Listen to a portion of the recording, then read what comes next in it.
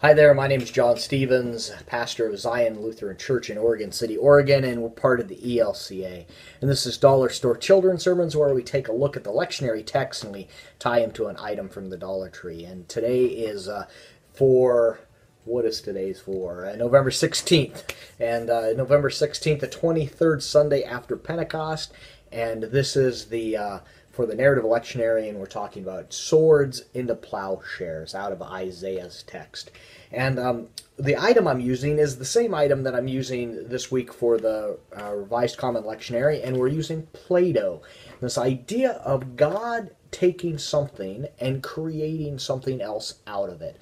And there's 8 of them, and so my idea is that I'm going to hand them out to the kids at the end of the children's sermon, but talk about with the Play-Doh. We have this Play-Doh, and that God takes the idea that God takes spears, weapons, takes something that can hurt someone, and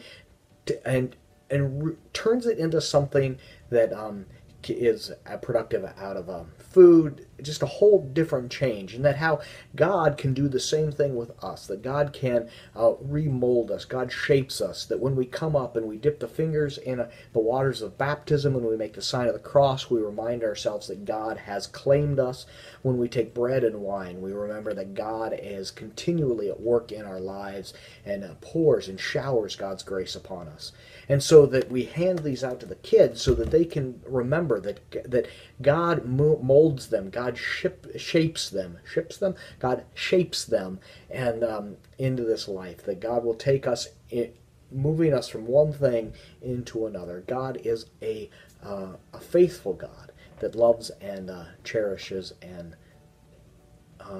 forms us into God's image. So that's where I'm going. That's the springboard for this, that God will take us and mold us and use us and move us from one thing to another for God's purpose. So hope that you can use that's a springboard for your children's sermon this week. And as always, thanks for stopping by.